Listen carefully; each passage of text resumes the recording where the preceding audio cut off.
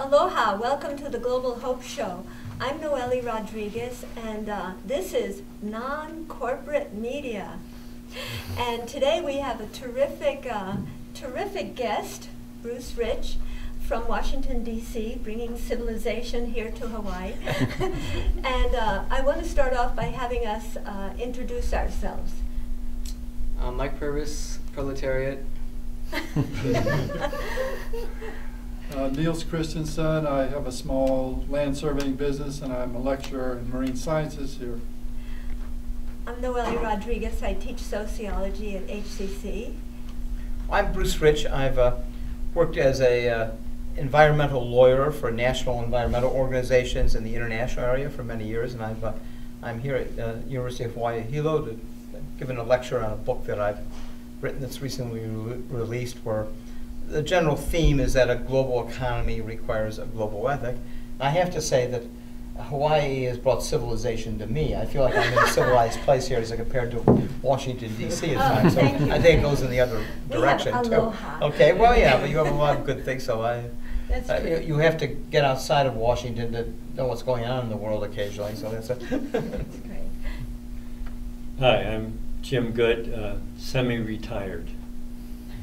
And Corey Harden, community member and background in human services and environmental protection. Hello, Khalil Ditej, and I'm an accounting student at HCC. And my first question I was going to start off with was if having some kind of regulation on the companies, on large companies, the ones that are bringing in a large amount of revenue and built up a large amount of wealth, if there should be some kind of push towards a necessity for them to put that wealth back into the community to continue with the circulation of the money. Well, I think you've raised a huge question because it's really the question of increasingly in an economically globalized world, you have companies that can go around the world, not just from one community to another or one state to a state, but seek the lowest standards, and the lowest rate of taxation, the lowest wages, and that kind of thing. And there's a term for this, a race to the bottom, in terms of environmental standards, social standards, or what have you. And that's linked also with the issue. You can have many companies that will have investments in a country, and it can be mining, or it can be enclosed luxury hotel enclaves where there's some employment locally, but the revenues, most of the profits go back to the corporation and out of the local community. Sort of enclave development, and it's in extractive industries, but even tourism, certain kinds of tourism can be kind of an extractive industry too, like mining or oil development, with a bit of employment for the locals, but most of the money is repatriated and so on.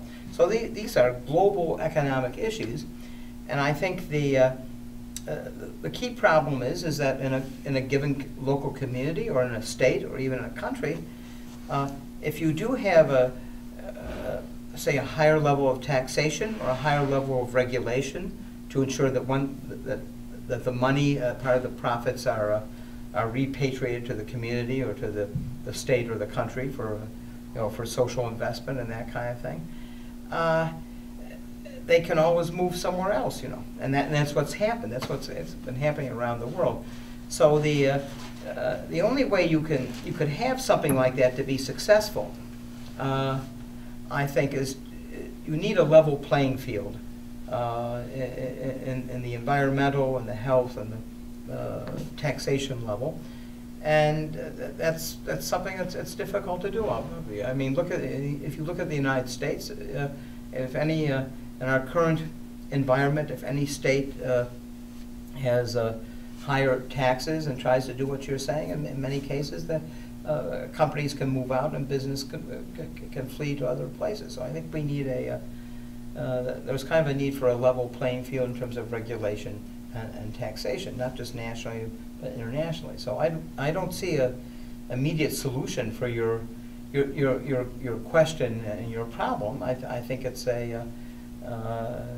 it'll be a long haul to get that level playing field, because the playing field has been getting less level. I mean, look at all the industries that moved to China, and for example, a place like Hawaii, with certain unique natural assets in terms of its tourist attraction and that kind of thing, probably has some bargaining power there that you could have. Well, let's take the area of hotel taxes. I mean, as I understand, the hotel taxes in Hawaii are lower than in some other major tourist centers like New York City and so on.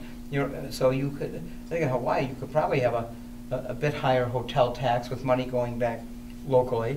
And I don't think any of these resorts are going to would pick up and go elsewhere, because Hawaii has a unique brand, a unique natural assets, a unique culture, and adding a 3% greater hotel tax to provide for local social services, also to finance things like the Bishop Museum, where people have been laid off. That's a unique cultural heritage, all that kind of stuff, which is also attractive to tourists. I mean, you could do that in Hawaii. So I'll take back what I said a little bit. A place like Hawaii, there are some things you could do, because you have some unique attributes here that you don't find elsewhere.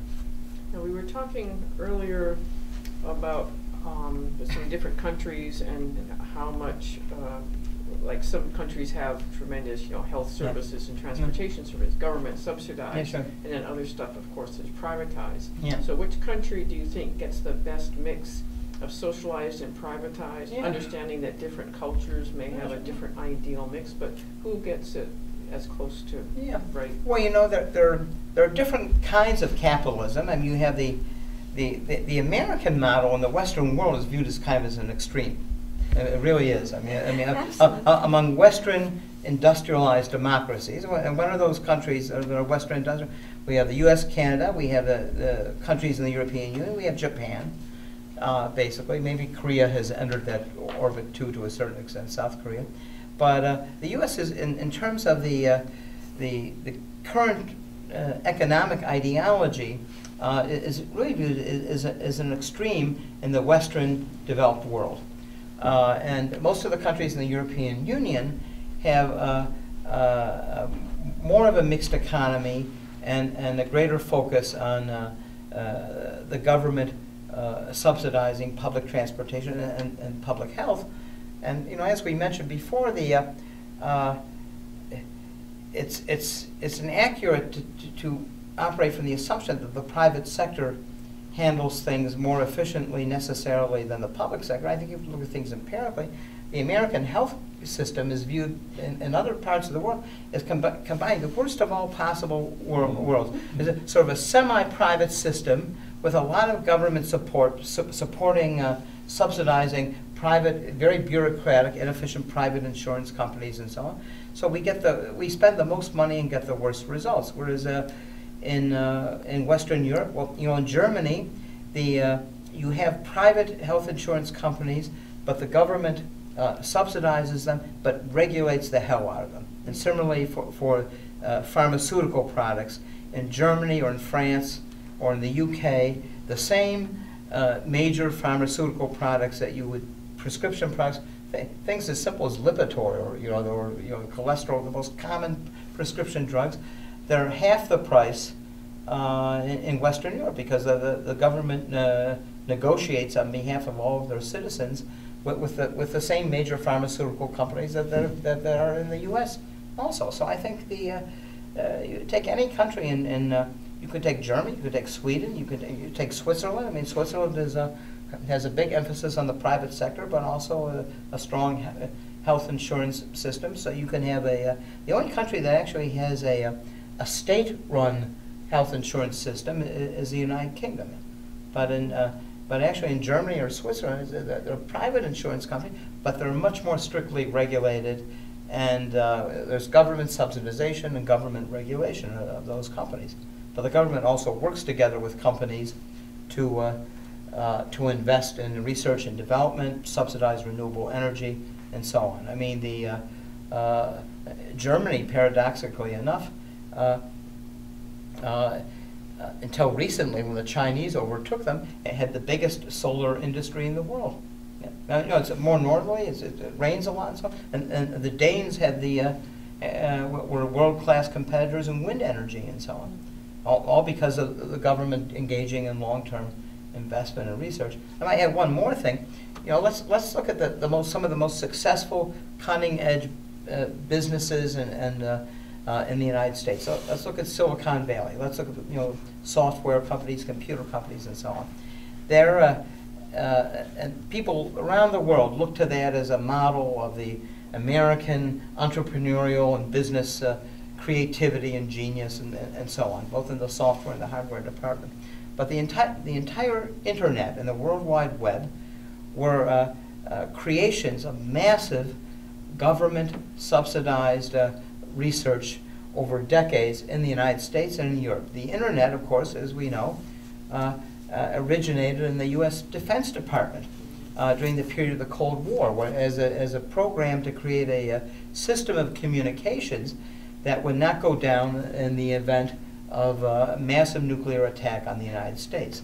That was the original. So you had huge amounts of many billions and billions of dollars of investment over decades of the U.S. defense to produce the internet. Now the World Wide Web, which really made the internet accessible to everyone, was that invented by the magic of the free market, the private sector, hardworking American entrepreneurs in the U.S. or elsewhere? No. It was invented in a huge European Union subsidized research program at CERN, which is the particle accelerator outside of Geneva, Nuclear Particle Research Institute, particle accelerator, financed by quite a few European Union nations over the past 30 years.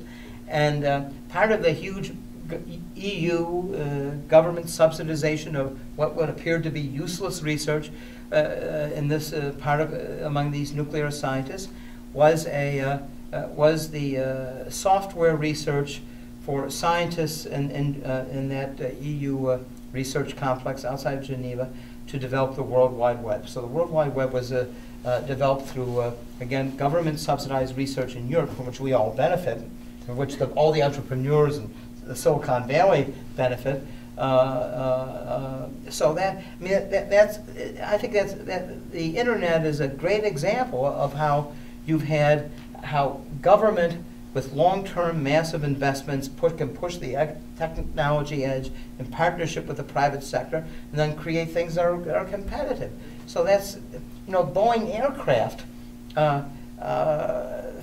Thank God that's one of the industries where we still have it.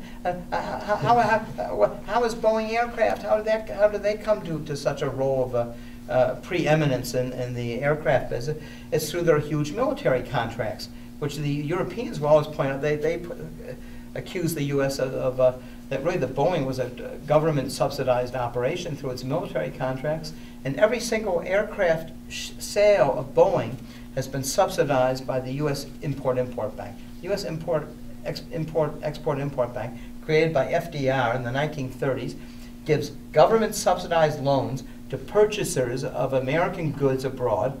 And one of the biggest ticket items, of course, is Boeing aircraft. So every single Boeing aircraft that's been sold abroad has been greased by U.S. government-subsidized finance through the U.S. Export-Import Bank. Of course, the Europeans caught on to this game, put in many tens and tens of billions of dollars of money into creating Airbus. It's a totally subsidized operation. And now, of course, now that Airbus has been let loose, they've captured half of the global market in aircraft. But the European perspective was, well, we don't care how much it costs. We don't care how much taxpayer money we have to use. We're going to be third-class countries if we don't have a competitive global civil aircraft business. And we're going to put hundreds of billions of dollars into this for decades until we have this. So that's why we have Airbus. So this is the world of the free market. Doesn't exist for anything that's worthwhile over the long term in terms of countries competing with one another. I have something I want you to talk about. I'm always amazed that David Stockman came out during the Reagan administration and admitted that they had this wonderful, awful plan that maybe they could put the United States government into such debt that it would be impossible to have a social safety net. And the ideas of Grover Norquist that the best thing for the United States would be to take the government and drown it in a bathtub. Yeah, sure. Is this, what are your... Well, I think it's one thing, you know, we live in a free society, so anyone can come up with any screwy idea and let it compete in the public arena of ideas. But alas, you had people like that who were, well, not Grover Norquist, but Stockman, he then went on to Wall Street and so on and made a bundle of money.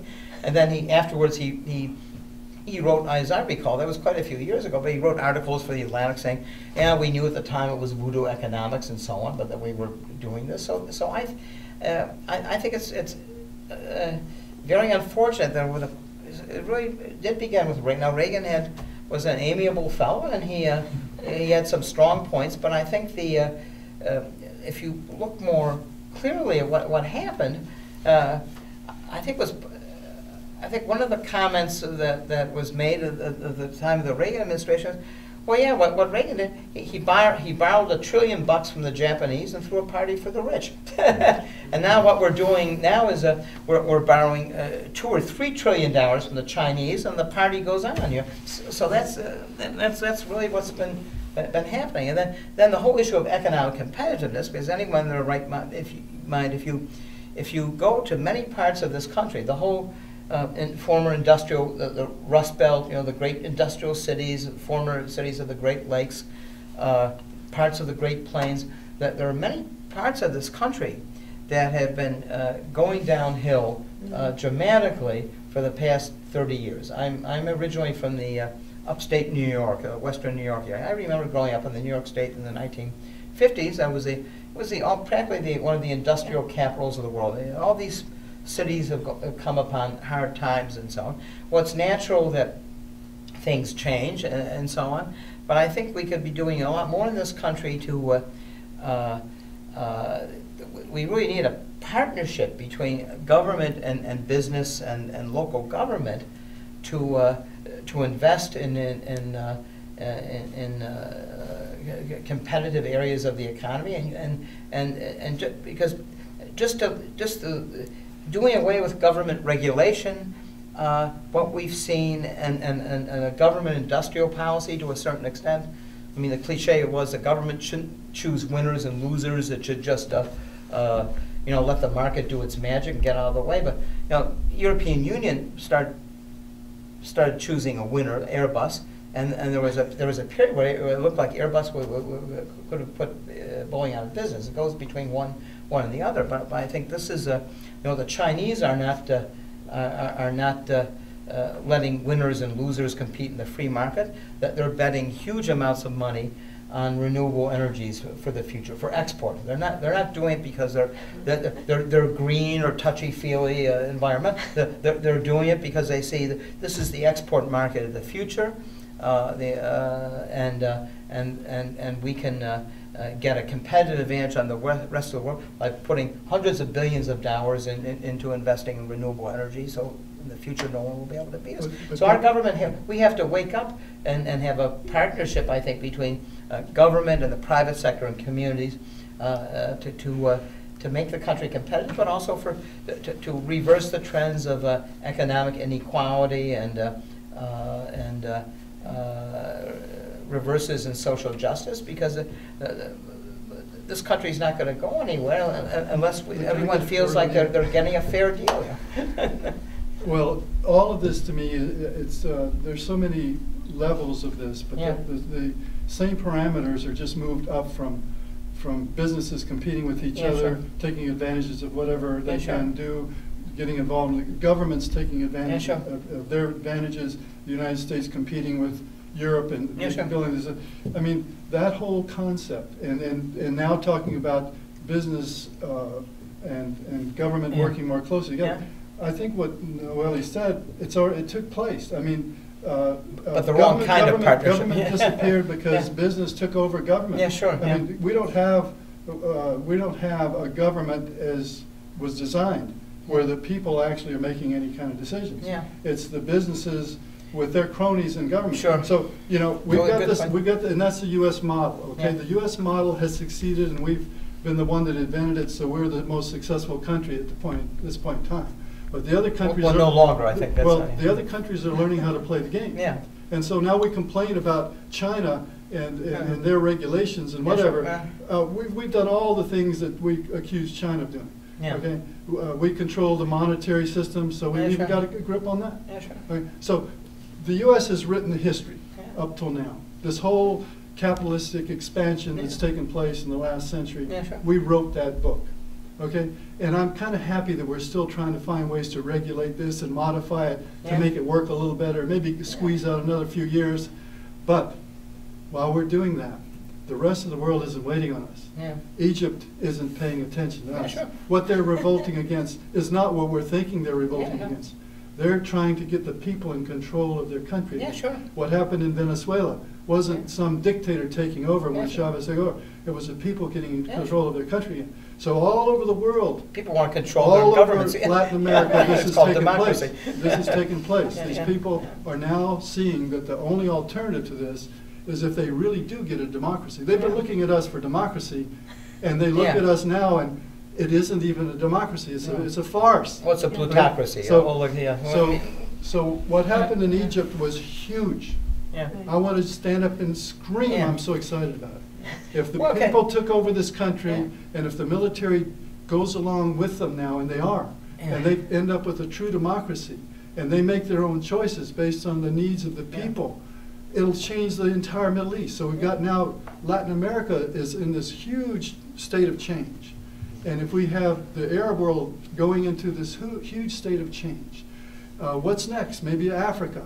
And the United States will not write this next chapter in the history of the world. Yeah. Take my word Yeah. for it. But It's not our if I- turn, it's their turn. If I could say something about the U.S. economic, of course, you know, after World War II, the 1950s, you know, the U.S. was a model and that kind of, but you know, the notion that even then that U.S. capitalism was a model for everything, it was certainly never entirely the case in Northern Europe. You know, in the Nordic country, in Germany, the Netherlands, the Scandinavian countries. You know, the Scandinavian countries, the social democrat movement, it dates back to the 1920s and so, and they were very pro-American, were probably some of the countries in Europe that are most American, most friendly to American ideals. And so they said, well, no, we don't. They like the New Deal, but that's a path that's 80 years Okay, old. that's true, but a lot of those are in reverse now. Yeah. A lot of those are in reverse. Yeah, France well, is in reverse. well, partly A lot in of these reverse. are in Yeah, reverse, well, and sure. it's because they have to Yeah. compete with us. Yeah, yeah. Well, They have to compete with we're the not. United States on an international scale. We're not very competitive in many areas, unfortunately, because you know, let's take the auto industry. You know, people around the world are still buying, including the United States, still buying lots of BMWs and Mercedes. Yeah, okay, and they're prestigious cars, and they seem to be doing gangbusters. Even though a German worker in Germany, it's true that the Germans had such a welfare state that they've trimmed it, they've cut it back in certain ways, and some of the things were even, you could argue, a bit excessive without checks and so. But nonetheless, a German auto worker still earns 50, 80, sometimes twice as much as an American auto worker, if you include all the benefits and that kind of thing. So the cost of labor is a lot higher. Say that again. I gotta hear that again. The cost of labor is a lot higher. Yeah. It's true. They've been moving some of their factories and parts producers to Eastern Europe, to Slovakia and that kind. But nonetheless, you can go to a BMW factory in Bavaria and so on, and you'll see that the with cost of labor paying people twice as much, with health insurance, pensions, and everything, people are still buying BMWs in the U.S. They still sell all. So I think the idea that to be competitive you have to somehow, and also the other interesting thing is that in many of the major European industrial corporations, the chief executive officers are paid much less than the American CEOs. So I remember when Mercedes took over Chrysler, that the CEO of Mercedes was paid only 1/10 or 1/12 of what the CEO of Chrysler was paid. And he still had a good salary, $3 million a year or something. But why American CEOs of failing companies that are firing their workers, slashing their, are given salaries of 10, 15, 20, $30 million a year, whereas a European CEO would get $3 million, and people would find it. So something is wrong in this country. This is not the market is not setting salaries in this country. No. But we've had sort of a social breakdown whereby people legally have been taking everything that they can get with no countervailing force, and hasn't served our economy very well, because there's almost a direct relationship between the explosion of CEO salaries and the decline of many American industries and so on. So this is so I don't the notion that the U.S. is some sort of model for the rest of the world. I mean, travel a little bit, you'll see people still admire many things. They admire certain America, like Apple Computer or what have you. But there are many other areas people don't see the U.S. as an economic model. But particularly after this crisis. What I'm saying is, Yeah. really, through this era, Yeah. the model has been we've been the most successcussed. So that, not that they admire us for our the social benefits that have come from. Economically, we are no longer for the past. This has been going on for about 20. Interestingly enough, things are often in the very after the end of the Cold War, 20 years ago, the very minute deregulation, and there was a huge finance-driven boom. So the role of finance in our GNP, of just banking and collateralized debt obligations, it went from 3% to something 20 to 25% of all corporate profits. But was basically what Paul Volcker, the former head of Paul Volcker, probably the former head of the Federal Reserve, who under Reagan in the early 80s saved our economy by killing inflation and so on. Paul Volcker has said that much of the American economy has become parasitic and unproductive, particularly the finance sector. He says, as far as he can see, the last useful innovation of the banking and Wall Street sector was the automatic teller machine. That's great. We only have a couple more minutes. I was just wondering, does anyone have a burning question? Yeah, I guess this may be a little bit naive, but I get the impression that our country is having to sort of be really nice to corporations by giving really low corporate tax breaks and stuff. And so, well, we gotta be nice to corporations because we don't want them to leave the country. But then why isn't Germany? Why aren't they afraid to do the same thing? Why aren't other countries? Is that well? It's a great. We all ask our politicians. Let me take one example. Why does the German government negotiate on behalf of its 85, there's about the same number of people in Germany as in Egypt. They have 85 million people. They negotiate on behalf of their with a bargaining power representing the purchasing power for drugs, for pharmacy of 80 or 85 million people, and they negotiate with the same pharmaceutical companies, Merck, Pfizer, and so on, that the U.S. government doesn't negotiate with. Right. And so the result is you can walk into you can get a prescription for any major pharmaceutical product that's sold in the U.S. and it's half the price in Germany. It's similar in Europe.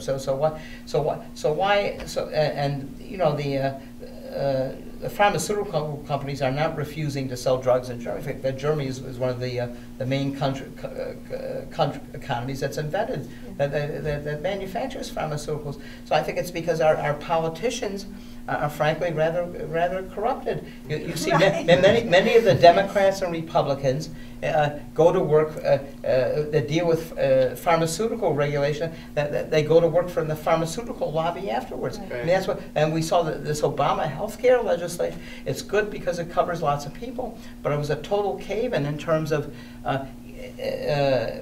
negotiating any kind of cost control vis-a-vis the insurance companies and the pharmaceutical companies. So your question is a great question, a very uncomfortable one for our for the people who are running our country. Mm-hmm. Okay, very fast. Can we have I 1 would like minute? to put a plug in for Oliver Stone's South of the Border documentary. Yeah. Yeah. Oh, yeah. Excellent, and it's a whole different view Yeah. of the road countries in South America. He did Yeah. a fantastic job. It's Yeah. well worth watching Oh, thank you and very learning much. from.